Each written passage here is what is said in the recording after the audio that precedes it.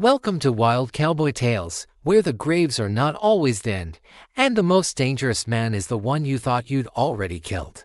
This is a story about a man who went to hell and discovered it wasn't deep enough to hold him. The sun south of the border was a merciless god, hammering the cracked earth and bleaching the very soul out of the landscape. This was a land of thorns and bone, a place where the law was a rumor and survival was a currency earned in blood and sweat.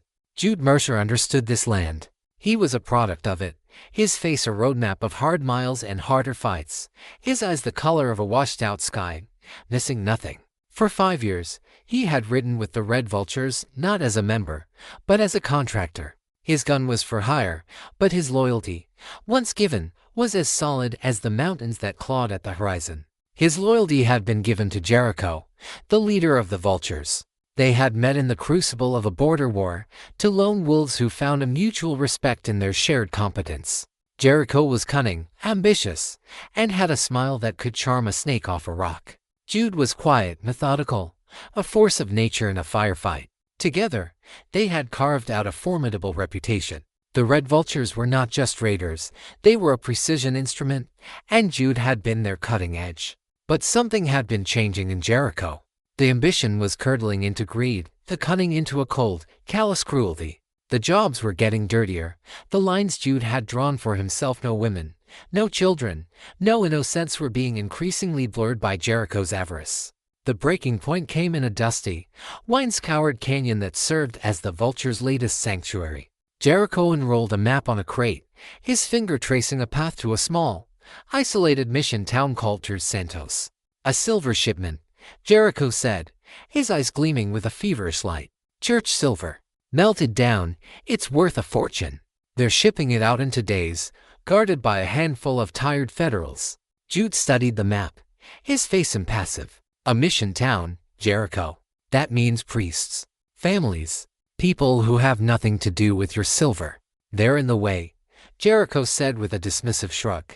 We hit them fast, at dawn, while they're at morning prayers. The shock will keep them down. We take the silver, we're gone before they know what hit them. Jude slowly shook his head. No. The word, quiet as it was, landed with the force of a physical blow in the tense silence of the camp. The other Vultures, a dozen hard men, stopped what they were doing and looked on. Jericho's smile tightened.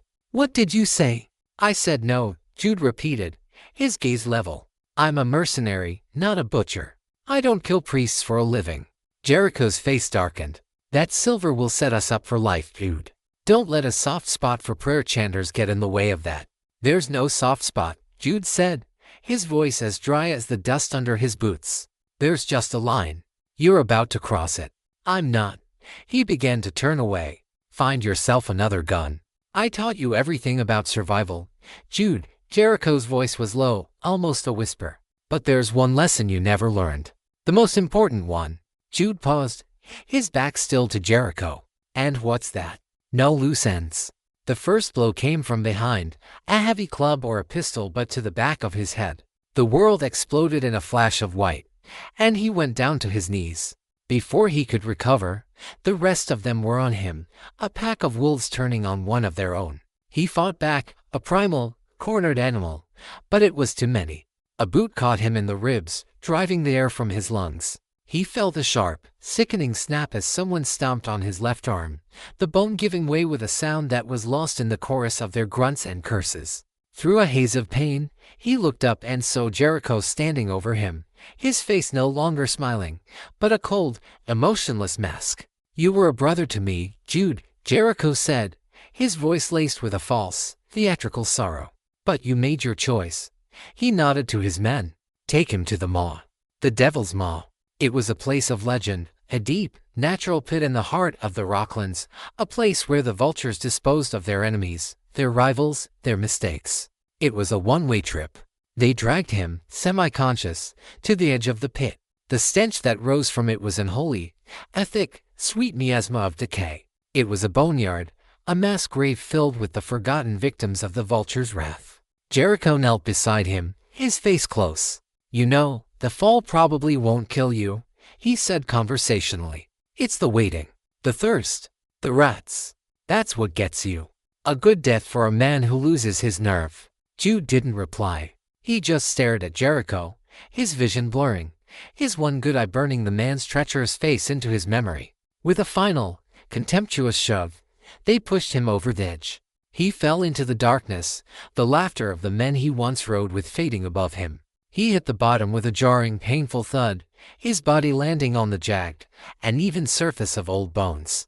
The impact sent a fresh, blinding wave of agony through his broken arm. And then, there was only darkness, the stench of death, and the profound, absolute silence of the grave. They had left him for dead. It was the last mistake they would ever make. Jude Mercer woke to a trinity of torment, pain, thirst, and a darkness so complete it felt like a physical weight on his chest. For a timeless moment, he was adrift in a sea of pure agony, the fire in his broken arm the burning center of his universe. He tried to move, and a groan escaped his lips, a dry, rasping sound in the dead air. The movement sent a shower of small, brittle objects clattering around him. Bones. He was in hell. A literal, stinking, lightless hell made of the dead. Despair, a cold and holy presence, began to seep into him. This was the end. To be left to rot, to become another anonymous layer in this gruesome ossuary. He could hear Jericho's mocking voice. It's the waiting. That's what gets you. He lay there, breathing in the dust of the forgotten, and let the despair wash over him. He let it try to drown him. But deep beneath the pain and the hopelessness, something else stirred. It was a small, hard kernel of something ancient and unyielding. It was the part of him that had survived the border wars, the part that had endured 100 ambushes and 1,000 miles of badlands. It was pure, unadulterated wool. And that wool was furious. The rage did not come as a hot flush, but as an ice-cold clarity. It burned away the despair, leaving a single, diamond-hard purpose: live, hunt, kill. The first problem was the arm. It was a useless, throbbing appendage. To climb, to do anything, he needed to set it. He fumbled in the darkness with his good hand, his fingers brushing against the debris of the pit. He felt the curve of a rib cage, the sharp angles of a pelvis, the smooth, solid shaft of a femur. An idea, born of grim necessity, took shape. Gritting his teeth against the waves of nausea and pain, he sat up. Using his good hand and his teeth, he tore a long strip of fabric from the bottom of his shirt.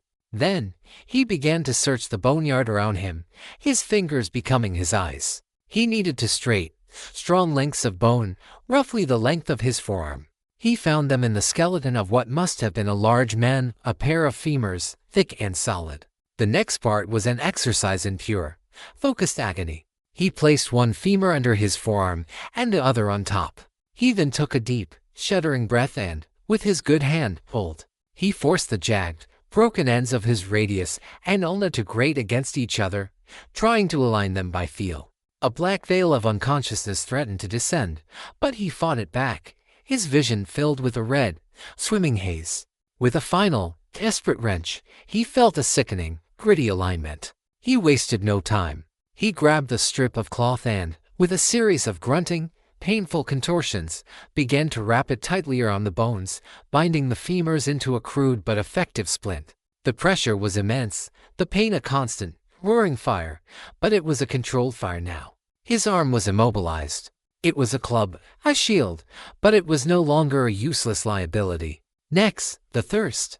It was a clawing, rasping thing at the back of his throat. He knew there was no water here. He had to get out. He crawled to the edge of the pit, his splinted arm held protectively against his chest, and felt his way up the rock wall. It was sheer, worn smooth in most places by wind and time. There were few handholds. Climbing out would be impossible for a healthy man, let alone one with a broken arm, and no food or water. He slumped back down, the reality of his situation pressing in again. He was in a vertical grave, 20 feet deep.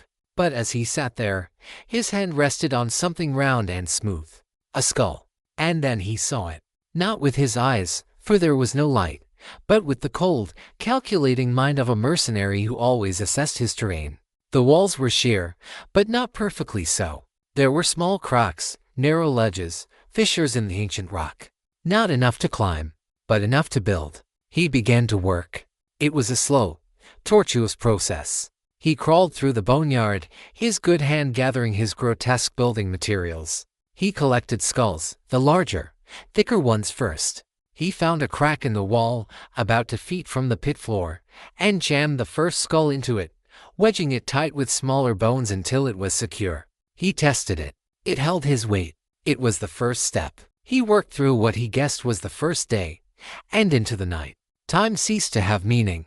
There was only the work. His world shrank to the feel of bone in his hand, the search for the next crack in the rock, the next solid foundation for a step. He built a second step, 1.5 feet above the first, using another skull and a large pelvic bone. Then a third. He was building a stairway from hell, paved with the skulls of the dead.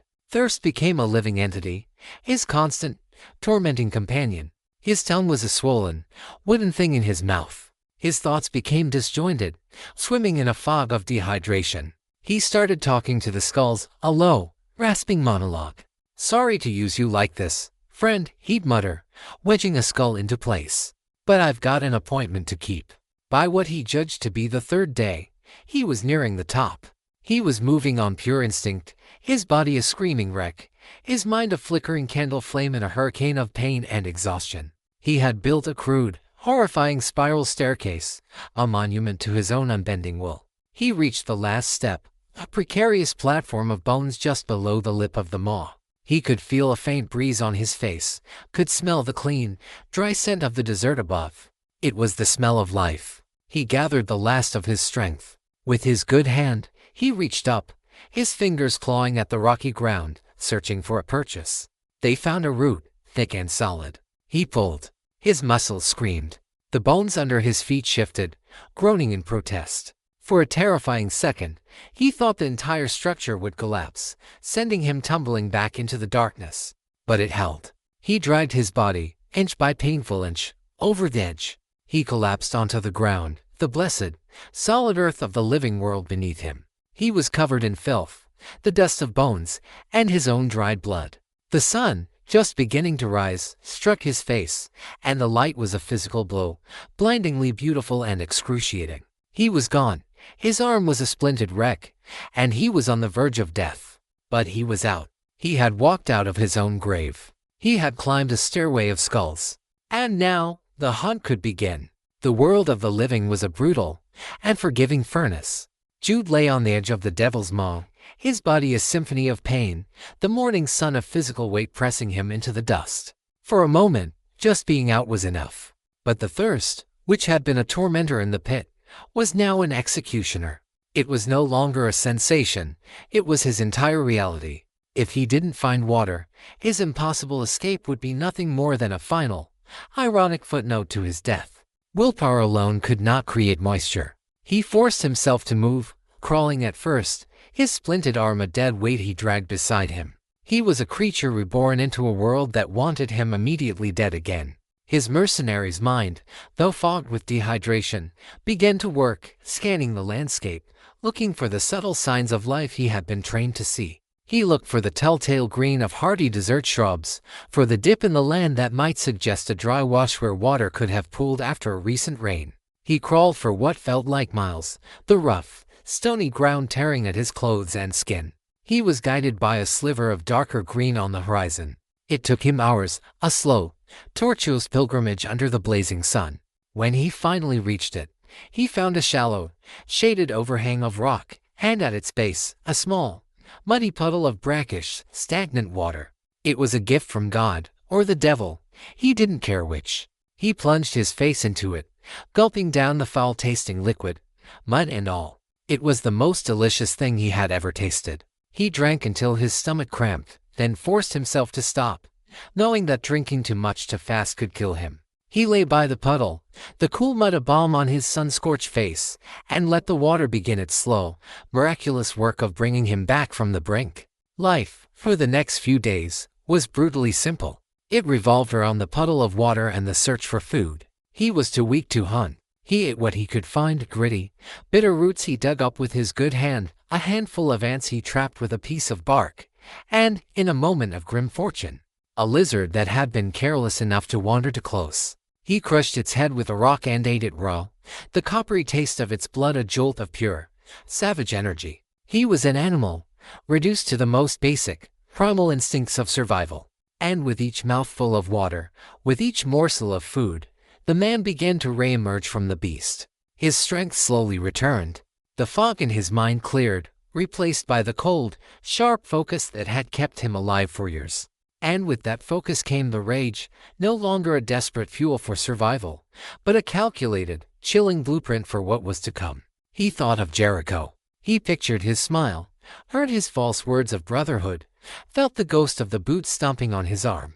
The betrayal was a living thing inside him, a cold, heavy stone in his gut. He had been left in a pit of bones, but he had not left his humanity there. He had traded it for something harder, something colder. He had become a vessel for a single, incandescent purpose, retribution. He knew he couldn't act yet. He was weak and armed, and his arm was a long way from healed. He needed to be patient. He needed to reclaim his strength. He needed a weapon. He spent his days in the shade of the rock overhang, performing a grim, repetitive physical therapy. He forced his fingers on his broken arm to move, fighting against the pain and stiffness. He used his good arm to do push-ups against the rock wall, slowly rebuilding the strength the pit had stolen. He walked, then jogged, then ran in the cool of the evenings, his legs growing strong again, his lungs reacquainting themselves with the burn of exertion. He also began to prepare. He took the femurs from his splint and, using a sharp piece of flint, spent hours scraping and sharpening the broken end of one into a wicked, jagged point. It was a crude weapon, a bone dagger, but it was something. It was a start. He wove a length of rope from the fibers of a yucca plant. He practiced throwing rocks, relearning the instinctive calculus of trajectory and force. He was a ghost, haunting the edges of the Badlands, a man who shouldn't exist. He had no name, no past, only a future filled with a list of names that needed to be crossed out. He was no longer Jude Mercer, the mercenary who rode with the red vultures. That man had died in the Devil's Maw. The thing that had climbed out was something else entirely. It was a promise of violence. A walking, breathing reckoning. And it was almost ready to go hunting. A week of feral survival had transformed Jude. The gaunt, skeletal creature that had crawled from the maw was gone, replaced by a sinewy, hardened predator. The desert had stripped him of every ounce of fat, leaving only whipcord muscle and an unholy intensity in his eyes. His arm, still splinted, ached with a dull, persistent fire, but he had regained movement in his fingers. He was functional. He was ready. But a bone dagger and a throwing arm were not the tools for the job ahead. He needed a horse, a gun, and the anonymity of a stranger's clothes. He knew the red vulture's territory, and he knew the trade routes that skirted it. Sooner or later, someone would come. He found a spot where the trail narrowed, passing through a jumble of large boulders, a natural ambush point. He settled into wait, the desert's patient rhythm now his own. He was a chameleon, blending into the rock and shadow, utterly invisible to the untrained eye. He waited for 2 days. On the afternoon of the second day, he heard it, the slow, plodding hoofbeats of a single horse. He peered through a gap in the rocks. It was a lone prospector, his mule laden with supplies, his gaze fixed on the horizon, dreaming of gold. The man was old, his back stooped, and he presented no threat. Jude watched him pass. This was not the man. His war was not with dreamers. The next day, his patience was rewarded. This time, it was a group of through riders. They were not prospectors. They rode with a swagger. Their gear was worn but well maintained, and their eyes constantly scanned their surroundings. They were hard men, likely deserters or small-time bandits. They were perfect. Jude let them ride into the heart of the ambush point. He had set a simple snare, his yucca rope, stretched taut across the trail at shin height. The lead rider hit it first. His horse, its legs swept out from under it, went down with a terrified squeal, throwing the rider hard. The ambush was sprung. Before the other two could react to the chaos, Jude exploded from behind a boulder. He did not yell. He did not make a sound. He moved with a terrifying, silent speed. He threw a rock, a heavy, palm-sized stone, with brutal accuracy. It caught the second rider square in the temple. The man dropped from his saddle like a sack of grain, his gun never clearing its holster. The third man, recovering his wits, drew his pistol and fired, the shot echoing in the narrow pass. The bullet whined off the rock face inches from Jude's head. Jude didn't flinch. He closed the distance, his bone dagger held in a low, vicious grip. The bandit fired again, wildly this time, his panic ruining his aim. Jude lunged, his splinted arm acting as a shield, deflecting the man's pistol hand. With his good arm, he drove the sharpened femur into the soft spot under the man's ribs, and upward, twisting thrust. The man's eyes went wide, a look of shocked disbelief on his face. He made a wet, gurgling sound and collapsed. The fight had lasted less than 10 seconds. Silence returned to the pass, the only sound the ragged rasp of Jude's own breathing. He stood over the bodies, feeling no remorse, no triumph. It was a transaction. He needed what they had. They were in his way. The logic was as simple and as brutal as the desert itself. He went to work with a cold, detached efficiency. He stripped the bodies. He took a faded but sturdy pair of canvas pants, a dark shirt, a worn leather vest, and a wide-brimmed hat that would shield his face from the sun and prying eyes. He took their boots.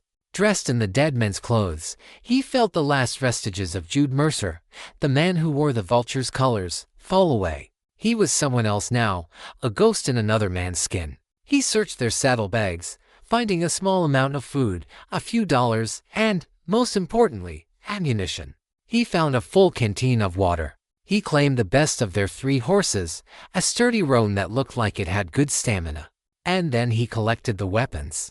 A pair of worn but functional Colt Peacemakers and a Winchester 73 carbine. He checked the action on the Winchester, the familiar, satisfying clack-clack of the lever a balm to his soul. He practiced aiming it, his splinted arm making it awkward, but not impossible. He would have to adapt, to learn to shoot again around his injury. He left the bodies and the other 2 horses. The desert would take care of them. He mounted the roan and rode not towards the vulture's camp, but away from it, heading for a series of hidden, high-country springs he knew of. He needed a few more days. A few days to let his arm heal a little more. A few days to reacquaint himself with the weight of a rifle, the balance of a pistol. A few days to become one with his new horse, his new clothes, his new identity as a phantom with a stolen gun. He was no longer just a survivor. He was armed. He was mobile. He was a hunter. The vultures thought they had buried a man, but they had only succeeded in burying his last shred of mercy. The high country springs were a hidden oasis, a place of life in the midst of a dead land. Jude spent a week there, a ghost in his own private Eden. The water was clean and cool, game was plentiful, and the solitude was absolute. It was a place for healing, both for his body and for his purpose. The dull ache in his arm was slowly subsiding, replaced by the itchy, promising feeling of mending bone. He spent hours each day with the Winchester, practicing shooting from his left shoulder, a clumsy, awkward process at first, but one that he gradually mastered. His right hand, his good hand, worked the lever and the trigger. He was not as fast as he used to be, but he was just as accurate. The cold precision was still there. During his time at the springs, he methodically planned his first move. He knew the vultures' habits, their routines, their personalities. To simply ride into their camp and start shooting would be suicide. His revenge would be a campaign, not a battle. A slow, terrifying, and deeply personal unraveling. Each man would be a chapter in the story of their demise. He decided his first target had to be symbolic. It had to be the one whose betrayal was the most personal, after Jericho's. His choice was a man named Rattler Dave, so named for the string of rattlesnake tails he wore on his hatband. Rattler was the one who had held Jude down while another man broke his arm. He could still feel the cruel, bony fingers digging into his shoulder, could still see the sadistic grin on Rattler's face. Jude knew that Rattler was a creature of habit. He was the gang's primary forager, often riding out alone to check traps he had set for small game in a rocky wash a few miles from their main camp. It was a solitary, predictable routine. It was a death sentence. After a week of recovery, Jude left the springs. He rode under the cover of night, skirting the vulture's territory, his face obscured by his wide-brimmed hat. He was just another shadow moving through the darkness. He reached the area of the rocky wash and concealed his horse, then moved in on foot. He found Rattler's snares easily, the signs of his passage as clear as a written page to Jude's trained eyes. He didn't disturb the traps. He simply found a high, defensible position among a cluster of boulders that overlooked the entire wash and settled into wait. He waited for a full day. The sun beat down, but Jude was as still and patient as the lizards that sunned themselves on the rocks around him. On the second morning, he saw him. Rattler Dave rode into the wash, whistling a tuneless, jaunty song, his rifle resting carelessly in its scabbard. He was utterly oblivious, a man walking to his own execution. Jude watched him dismount and check his first trap, which was empty. He watched him move to the second. He let him feel safe. He let him believe it was just another ordinary, boring day. As Rattler knelt to reset a snare, Jude slowly raised the Winchester. He rested the barrel on a flat rock, steadying his aim. He was less than 100 yards away. An easy shot. He centered the sight on the back of Rattler's head. But he didn't fire. A simple death was too quick, too merciful. "Dave," Jude called out, his voice a low, gravelly rasp, a sound that hadn't been heard by another human being in weeks. Rattler froze. The sound of his own name, spoken by an unfamiliar voice in this desolate place, was like a physical blow. He dropped the snare and spun around, fumbling for the pistol on his hip. His eyes, wide with shock and fear, scanned the rocks. "Who's there?" he yelled, his voice cracking. "You should have made sure I was dead," Jude said. He remained perfectly concealed. His voice seemed to come from the rocks themselves, an accusatory whisper from the land. Rattler's face went white. The blood drained from it, leaving a pasty, terrified mask. He knew that voice. It was impossible. It was the voice of a dead man. "Mercer," he whispered, the name a curse on his lips. He started firing his pistol wildly at the boulders, the shots echoing through the wash. "You're a ghost. You're dead," he screamed, his bravado dissolving into raw, superstitious terror. Jude waited for the pistol to click empty. Then he spoke again, his voice cold and flat. "Not yet." He fired the Winchester. The shot was not aimed at Rattler's head. It struck the man's right kneecap, shattering it with a wet, ugly crunch. Rattler screamed, a high, piercing sound of pure agony, and collapsed into the dust, clutching his ruined leg. His pistol lay just out of his reach. Jude emerged from the rocks, working the lever of his rifle, the empty shell casing spinning away in the bright sunlight. He walked slowly, deliberately, towards the writhing, screaming man. He was a specter of judgment, his face a grim, emotionless mask in the shadow of his hat brim. He stopped a few feet from Rattler, who was now blubbering, pleading. "Please, Jude. Jericho made us do it. I didn't want to. Mercy." Jude looked down at him, his eyes as cold and empty as the devil's maw. "You held me down," he said, the words flat and final. "You laughed." He raised the Winchester. Rattler closed his eyes, a stream of pathetic sobs shaking his body. The rifle shot was the only answer he received.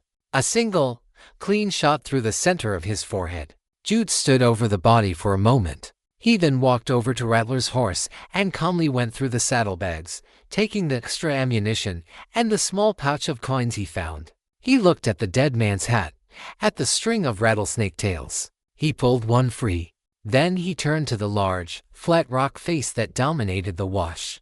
Using the point of his bone dagger, he began to scratch a symbol into the rock. It was a crude, unmistakable drawing of a single vulture's feather. He wedged the rattlesnake tail into a crack just below it. He left the body where it lay. He took Rattler's horse with him, a prize of war. He knew the vultures would come looking for their man.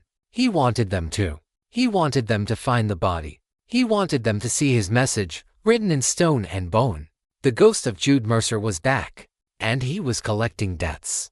2 days later, a pair of red vultures, sent by an increasingly impatient Jericho, found what was left of Rattler Dave. The dessert had already begun its work, but the cause of death was unmistakable. The shattered knee, the single, neat hole in his forehead. This was not the work of bandits or federals. This was an execution. Then they saw the symbol on the rock. The crudely scratched feather, the rattlesnake tail. It was a calling card, a declaration. One of the men, a superstitious outlaw named Cruz, crossed himself. "The feather of a vulture," he whispered. "What does it mean?"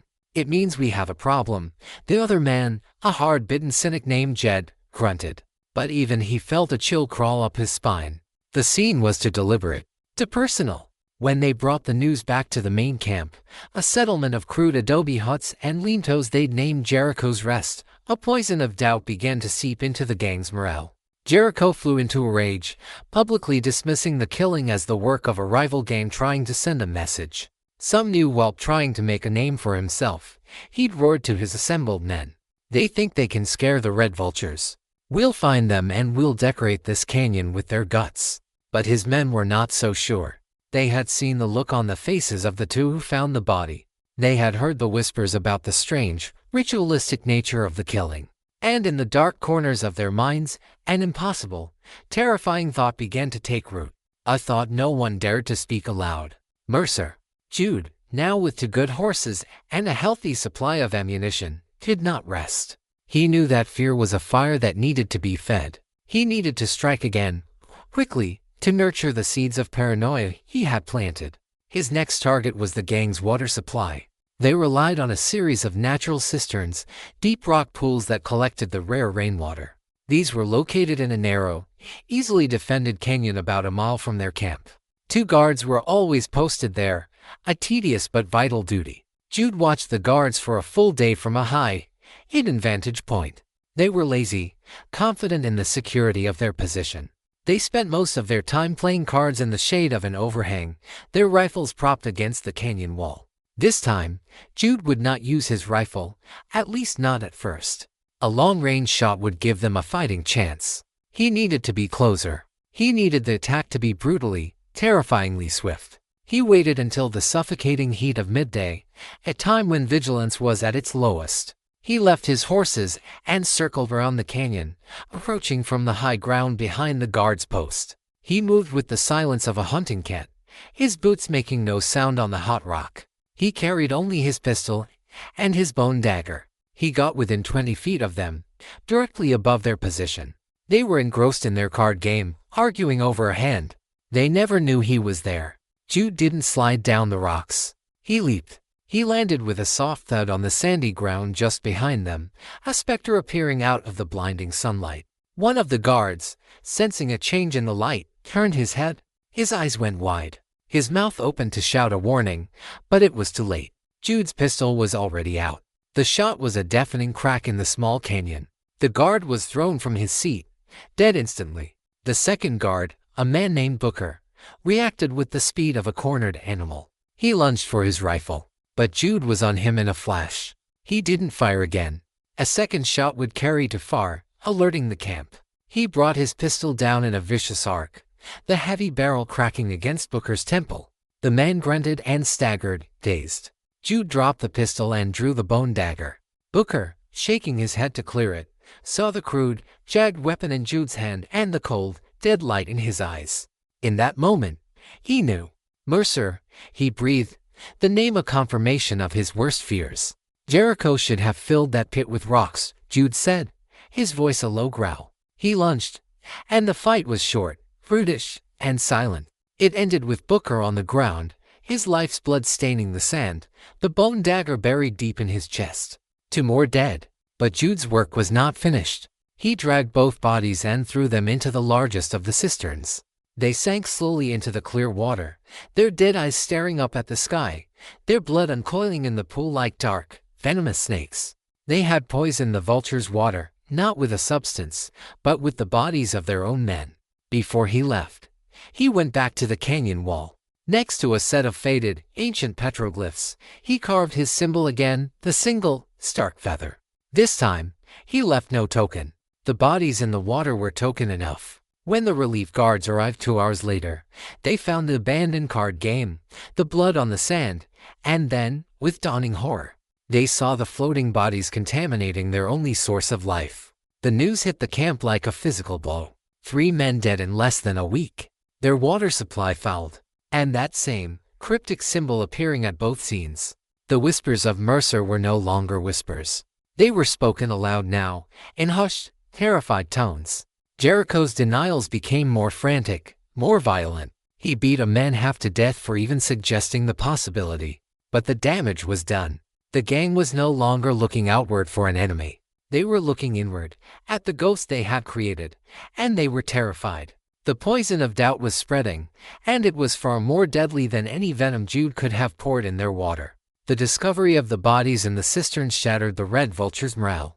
Water, the most essential element of life in the desert, was now a symbol of death. They were forced to make long, arduous trips to a distant, unreliable stream, a process that frayed their nerves and stretched their resources thin. But the psychological toll was far worse. The camp, Jericho's rest, was no longer a sanctuary. It was a tomb in waiting, haunted by a ghost with a relentless, methodical grudge.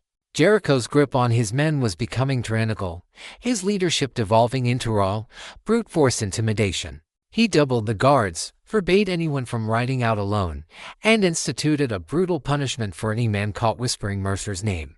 But his efforts were like trying to dam a river with bare hands. The fear was too pervasive. It clung to the camp like the cloying smell of death from the now unusable cisterns. The men slept with their guns, starting at every strange sound. They looked at each other with suspicion, wondering who would be next. They were a powder keg of paranoia, and Jude Mercer knew it was time to light the fuse. His next move would be his boldest yet. He would not attack a lone rider or an isolated outpost. He would go into the heart of their camp. He would walk among them, an invisible agent of chaos, and make them tear each other apart. He spent 2 days observing the camp from a new, closer position. He noted the new guard patrols, their predictable routes, the way their vigilance waned in the dead, pre-dawn hours. He saw the growing tension between two key figures in the gang: Jed, the hard-bitten cynic who had found Rattler's body, and Cruz, the superstitious outlaw, who was now convinced they were being hunted by a vengeful spirit. The two men despised each other for Cruz's cowardice, and Cruz for Jed's blasphemy. Their animosity was a tool, and Jude was a master craftsman. On the third night, under a moonless, star-dusted sky, Jude made his move. Dressed in dark clothing, his face smeared with dirt and charcoal, he was a creature of the night. He carried no rifle, only his pistol, his bone dagger, and a small, heavy pouch taken from one of his victims. He approached the camp from the rear, a section of broken cliffs they thought was too difficult to require a dedicated guard. He moved with a deathly silence, his recently healed arm now strong enough to aid in the difficult climb. He slipped over the ridge and into the sleeping camp like a wisp of smoke. The snores of the outlaws and the crackle of the central campfire were the only sounds. His first target was Jed's meager belongings, piled next to the lean-to where he slept. Jude crept to the spot, his movements slow and deliberate. From his pouch, he took out a handful of silver coins, money he'd taken from Rattler's saddlebags. He planted the coins deep inside Jed's bedroll. His second target was Cruz. The superstitious man slept with a crudely carved wooden cross clutched in his hand. Jude crept to his side, his breath held. He reached out with his bone dagger. He didn't use it to kill. He used the sharpened point to carve a single, small feather into the wood of the cross, right at the intersection of the two arms. His final act was the most audacious. He moved to the central campfire, the dying embers casting a faint, demonic glow on the sleeping forms around it. He took a single, smoldering branch and walked to the door of Jericho's personal adobe hut, the largest structure in the camp. On the rough-hewn wooden door, he used the glowing end of the branch to burn his symbol, the single, stark feather. It sizzled into the wood, a smoldering, undeniable brand of his presence. His work done, he retreated as silently as he had come, melting back into the cliffs just as the first hint of gray began to lighten the eastern sky. He found a secure position overlooking the camp and waited for the sun to rise and illuminate his handiwork.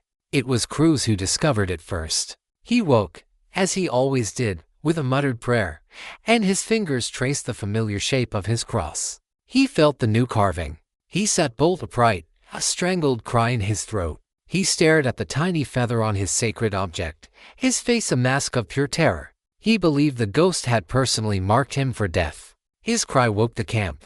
At the same time, another man shouted, pointing a trembling finger at Jericho's door. The smoldering feather was there for all to see. The ghost had not just been near the camp, he had been in the camp. He had walked among them while they slept. The discovery threw the camp into chaos. While Jericho was staring in disbelief at his branded door, a commotion broke out. Jed, roused by the noise, had discovered the silver coins in his bedroll. "Who put this here?" he roared, holding up the money. Cruz, his eyes wild with fear and accusation, pointed at Jed. "It's the devil's silver. You're in league with him. He marked my cross. But he paid you." The accusation, insane as it was, landed on fertile ground. The men knew the coins belonged to Rattler. Why would Jed have them?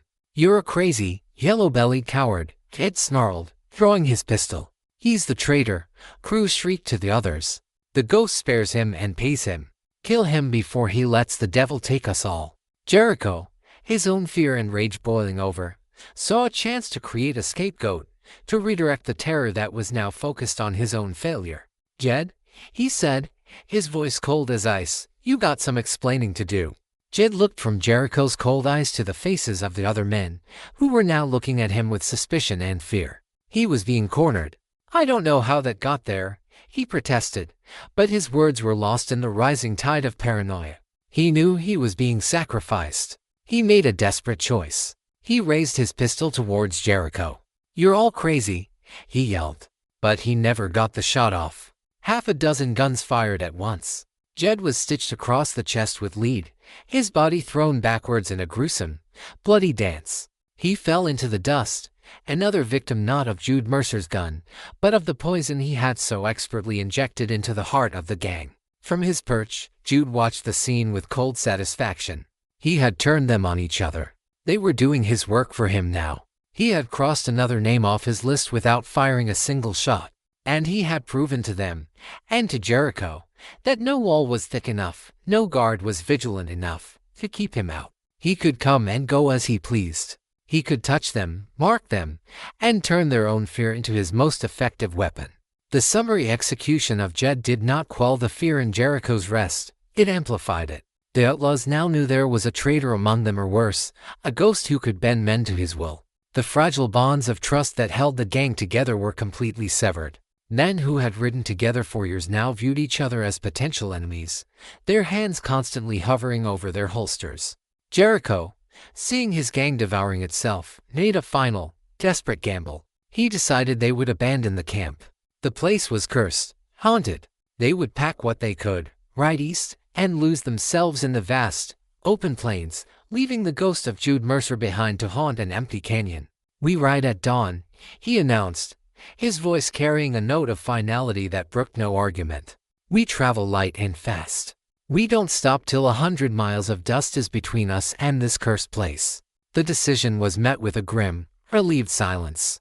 It was a retreat, a humiliating admission of defeat, but it was also a chance at survival. For the rest of the day, a frantic energy filled the camp as the remaining 9 vultures prepared for their exodus. Jude watched their preparations and a cold, predatory smile touched his lips. He had anticipated this. He had driven them from their den. Now, they were exposed, vulnerable, and he would turn their desperate flight into a final, bloody funeral procession. He knew their intended route. There was only one trail east that offered reliable water holes. And that trail passed through a narrow, treacherous defile known as Diablo Spinny, a stretch of canyon so tight that riders had to proceed in single file. It was a death trap, a perfect, natural ambush point. It was there that Jude Mercer would make his stand. He rode hard through the night, pushing his horse to its limits, to get ahead of them. He arrived at Diablo's Spine hours before dawn and began his work. This would not be a sniper's attack or a silent infiltration. This would be a symphony of destruction. He had spent weeks collecting his instruments. From the bodies of his victims, he had salvaged their spare ammunition, not just the cartridges, but the powder and lead within. He had also found several flasks of whiskey. Combining the black powder, scraps of metal, and whiskey in tightly sealed canteens, he created several powerful, volatile improvised explosives. He placed his charges with a strategist's eye. 2 were buried in the loose shale on the canyon walls above the trail, rigged with tripwires. A 3rd he placed at the far end of the defile, a heavy charge designed not just to kill, but to trigger a rock slide and seal the exit. His preparations complete, he took up his position, not within the canyon, but on the high rim overlooking the entrance. He had his Winchester, his pistols, and a commanding view of the entire kill zone. He was the conductor, and the orchestra was about to begin. Just after dawn, they arrived. The 9 remaining red vultures, including Jericho, rode towards the canyon entrance, their faces etched with exhaustion and fear. They were a funeral procession, and they didn't even know it. They entered the defile cautiously, in single file as the terrain demanded. Jericho was in the lead, his eyes scanning the rocks. But he was looking for a man, an ambush. He wasn't prepared for the earth itself to become his enemy. The fifth man in the line, a lanky outlaw named Slim, snagged the first tripwire with his boot. The explosion was immense, a deafening roar that shook the very foundations of the canyon. The charge detonated on the cliff face above them, sending a deadly avalanche of rock and razor-sharp shale down onto the trail. Two men and their horses were buried instantly, their screams cut short by the crushing weight of the mountain. Panic erupted. The column of riders was thrown into chaos. Horses reared and screamed, and men shouted in terror, trapped in the narrow confines of the canyon. Before they could recover, the second tripwire was hit by a panicked horse. A second explosion tore through the middle of the line, killing another man and sending his horse stumbling over the side into the ravine below. From his perch above, Jude began to fire. He didn't pick targets at random. His first shot was not for a man, but for the heavy explosive charge he had placed at the far end of the canyon. The Winchester slug struck the metal canteen, and the resulting blast was the symphony's crescendo. It tore a massive hole in the trail and, as he had planned, the concussion triggered a massive rock slide. Boulders the size of wagons tumbled down, completely blocking the exit. They were sealed in. A grave for the living. Now, only 5 men were left, including Jericho. They were on foot, their surviving horses having bolted back the way they came. They were trapped between the blocked exit and the unseen killer at the entrance. Jude began his grim, methodical work. He was no longer a ghost. He was a god on a mountaintop, raining down judgment. He worked the lever of his Winchester, each shot a final, declarative sentence. One outlaw tried to scramble up the canyon wall. A bullet took him in the back. Another huddled behind a dead horse. The heavy round punched through the carcass and found him. Soon, only Jericho and Cruz, the superstitious one, remained. They were pinned down behind a rock outcropping, the bodies of their comrades littering the canyon floor. Cruz was completely broken, weeping and praying in a frantic, incoherent stream of Spanish. "It is the devil himself. We are in hell." Jericho, his face a mask of primal fury and terror, stared up at the canyon rim, trying to catch a glimpse of the man who had single-handedly destroyed his entire world. "Mercer," he screamed, his voice a raw, ragged sound of pure hatred. "Show yourself, you coward. Face me." Jude did not reply with words. He fired another shot. It wasn't aimed at Jericho. It struck the rock just above Cruz's head, showering him with stone chips. The superstitious outlaw completely lost his mind. He scrambled to his feet, screaming, and ran blindly back towards the blocked entrance. "No, you fool," Jericho yelled. But Cruz was deaf to him. He ran straight into Jude's line of sight. A single shot from the Winchester ended his terrified flight. Now, there was only one. Jericho, alone in a canyon of corpses. Jude stopped firing. He lowered his rifle. The silence that descended was more terrifying than the gunfire. It was the silence of a tomb. Jericho was alone with the dead, the dying, and the man who had put them there. Jude did not want to kill him from a distance. That was too easy, too impersonal. He wanted Jericho to see his face. He wanted to look him in the eye as he delivered the final verdict. He stood up from his position and began the slow, deliberate walk down into the canyon, down into the grave he had so expertly prepared. The silence in Diablo's spine was profound, broken only by the whisper of the wind over the canyon rim and the low, agonized groan of a dying horse. Jericho was alone, a king ruling over an empire of corpses. He was crouched behind his rock, pistol in hand, his knuckles white. Every shadow was a threat, every gust of wind the sound of his doom approaching. He was no longer a feared outlaw leader. He was a cornered rat in a stone maze, and the snake was coming for him. He saw him then. A figure, silhouetted against the bright morning sky at the canyon's entrance. The man was walking slowly, deliberately, down the trail towards him, his boots crunching on the loose gravel. He carried a Winchester rifle loosely in one hand. It was Mercer. Jude stopped about 50 feet from Jericho's position. He didn't raise his rifle. He didn't take cover. He just stood there in the open, a calm, implacable figure amidst the carnage he had wrought. "You wanted to face me, Jericho." Jude's voice was flat, devoid of emotion. It carried easily in the still air. "Here I am." Jericho slowly rose from behind the rock, his pistol leveled, his face a twisted mask of hatred. His clothes were torn, his face streaked with grime and gunpowder, but his eyes burned with a defiant, feral light. "You son of a bitch," Jericho hissed. "I should have shot you myself. I should have made sure." "You should have," Jude agreed. "That was your mistake. You left a loose end." He gestured with his rifle to the bodies littering the canyon floor. "I'm a man who believes in tying them up." "What do you want, Mercer?" Jericho spat. "Money. You want to bargain. I can get you money. More than you've ever seen." Jude gave a short, mirthless laugh. "Your money's no good in the grave, Jericho. And that's the only place you and I have left to bargain." "Then what is this?" "Revenge." Jericho's voice was laced with disbelief. "All this? All of them? For a little push into a hole?" "You broke our bargain first," Jude said, his voice dropping, taking on a dangerous edge. "We had a code. A line. You spit on it for a bag of church silver. Then you broke my arm and left me to rot with the dead. This isn't revenge, Jericho. This is just balancing the books." Jericho's eyes darted around, looking for any escape, any advantage. There was none. He was trapped. His mind, the cunning, strategic mind that had built his gang, was now racing, looking for one last play. "We were brothers, Jude," he tried, his voice shifting, becoming sleek, persuasive. "We rode together. We bled together. That has to mean something."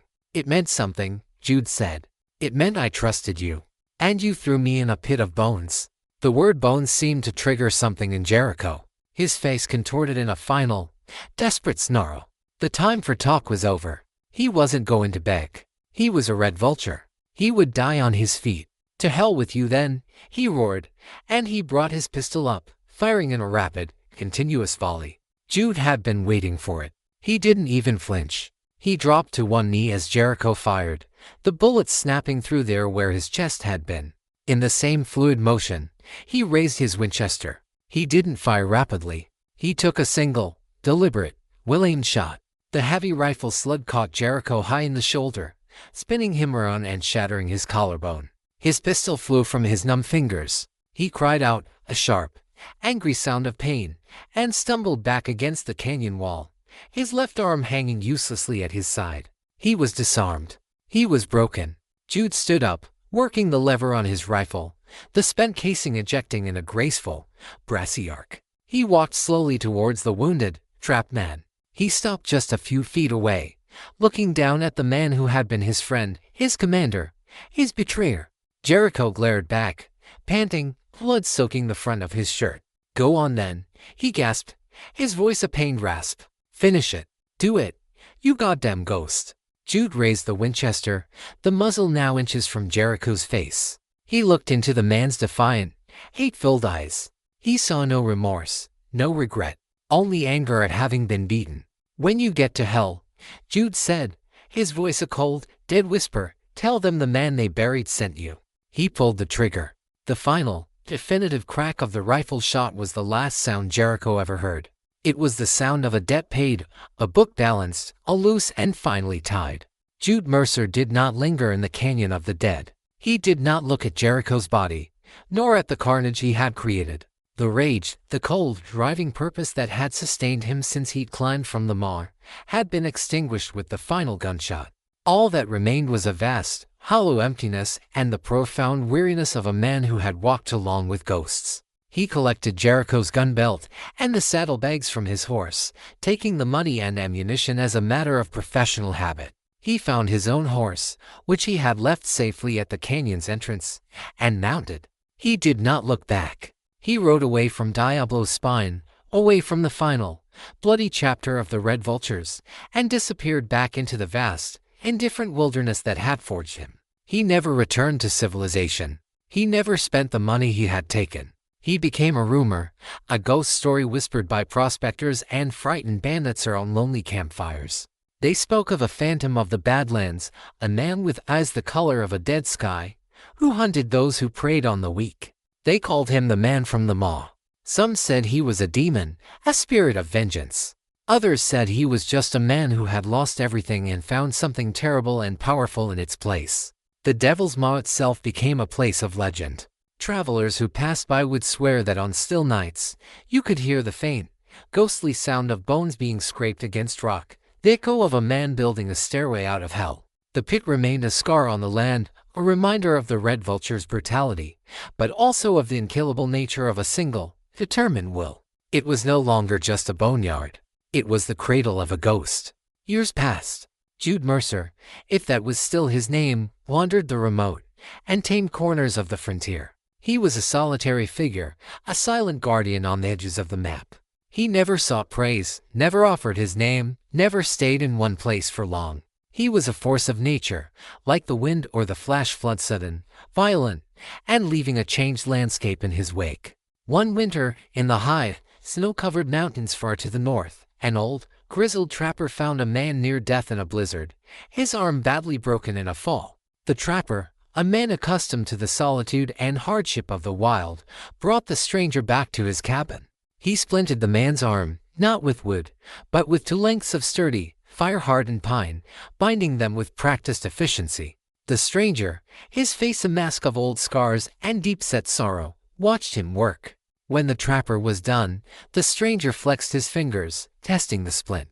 "That's a good, solid set," the stranger said, his voice a low, gravelly sound, and used to conversation. "Learned it a long time ago," the old trapper replied, lighting his pipe. "A man with a broken limb in the wild is a dead man, unless he learns to use what's around him." The stranger looked at his splinted arm, and then stared into the dancing flames of the hearth. A ghost of a memory, of another splint made of different materials in a much darker place, flickered behind his eyes. "Some of us," the stranger said, his voice barely a whisper, "have had to learn that lesson more than once." He never told the trapper his name.